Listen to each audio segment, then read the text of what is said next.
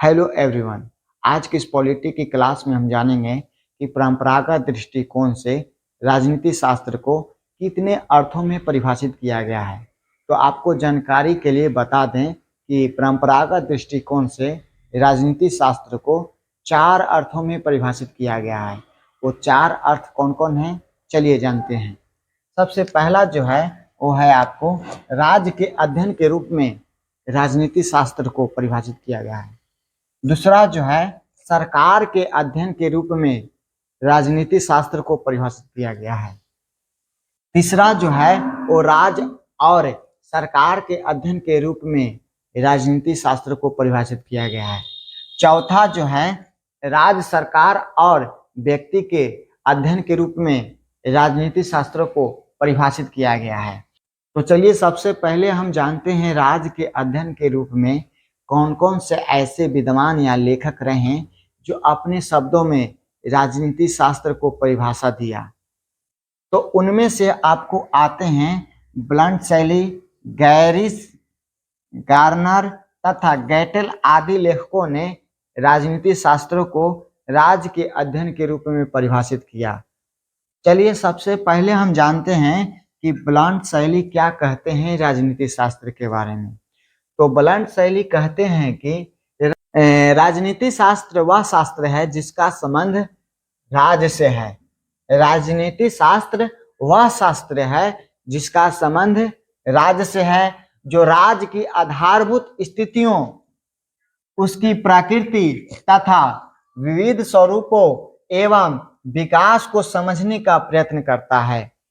Blunt शैली क्या कहते हैं, फिर से एक बार सुनिएगा।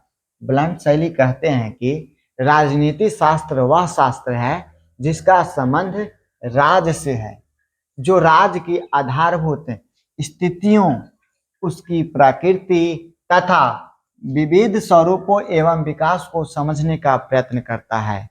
अब चलिए जानते हैं कि गैरिस का क्या कहना है राजनीति शास्त्र के बारे में।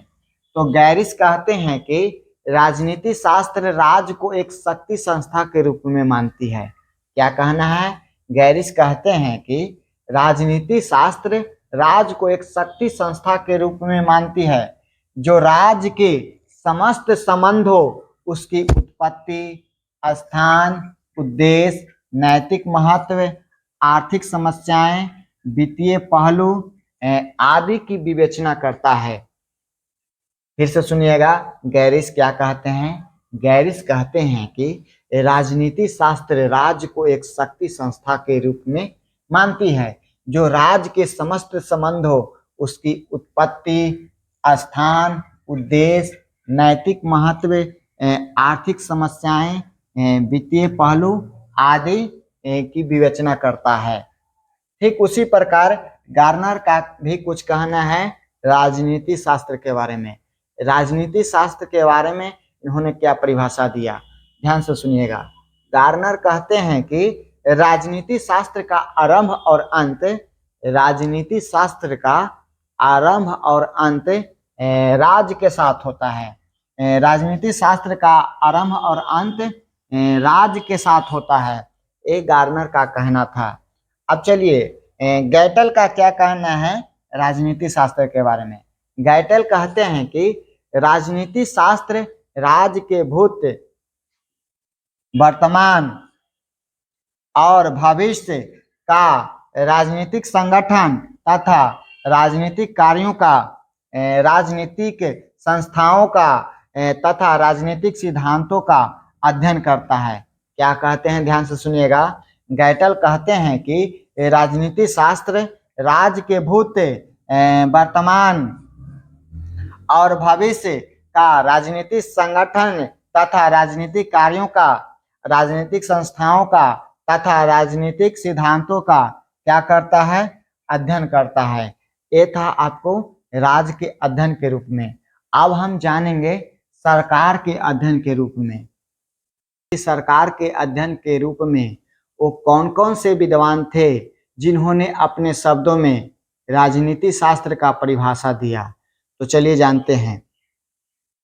सरकार के अध्ययन के रूप में पॉल जैनेट, ली कॉक और सीले जैसे विद्वानों ने राजनीति शास्त्र को सरकार के अध्ययन के रूप में परिभाषा दिया। अब आपको बता दें पॉल जैनेट का क्या कहना था राजनीति शास्त्र के बारे में। पॉल जैनेट का कहना था राजनीति शास्त्र सामाजिक शास्त्र का वह भाग है जिसमें राज्य के आधार तथा शासन के सिद्धांतों पर विचार किया जाता है। ठीक उसी प्रकार लीकॉक क्या कहते हैं राजनीति शास्त्र के बारे में। लीकॉक कहते हैं कि राजनीति शास्त्र सरकार से संबंधित अध्ययन है। राजनीति शास्त्र सरकार से संबंधित अध्ययन है।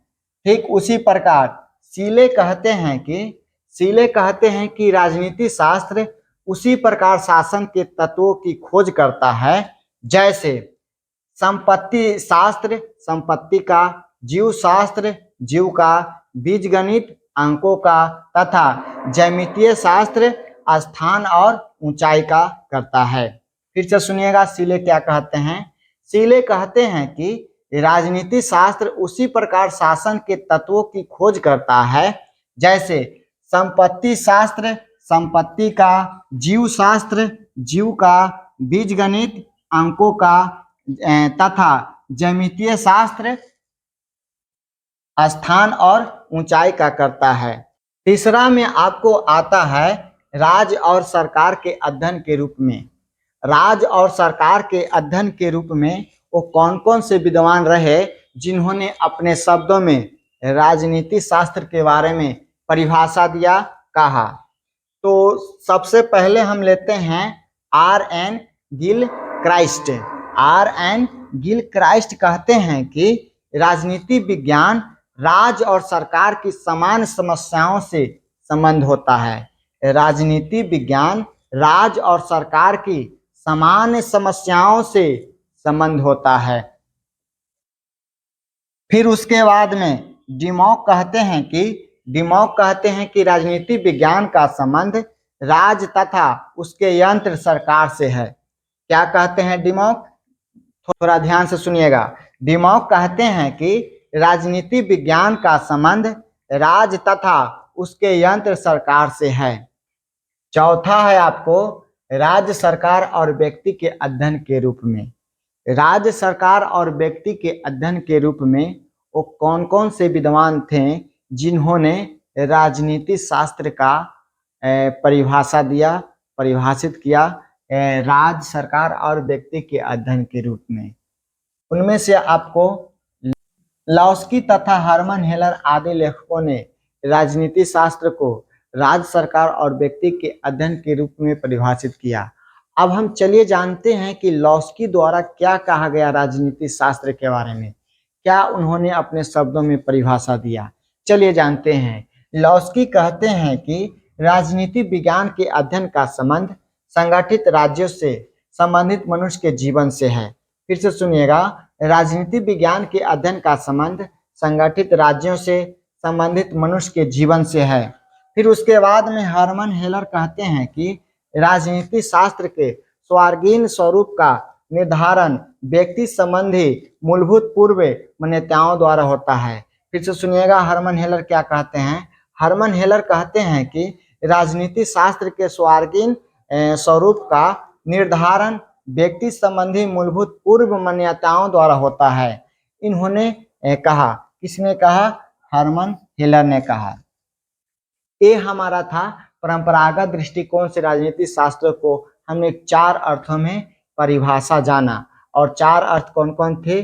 पहला आपको बताएं राज्य के अध्ययन के रूप में, दूसरा आपको बताएं सरकार के अध्ययन के रूप में, तीसरा आपको राज्य और सरकार के अध्ययन के रूप में, और चौथा जो था हमारा वो आपको राज्य सरकार और व्यक्ति के अध्ययन के रूप में जाना। तो ये हमारा था आज का क्लास।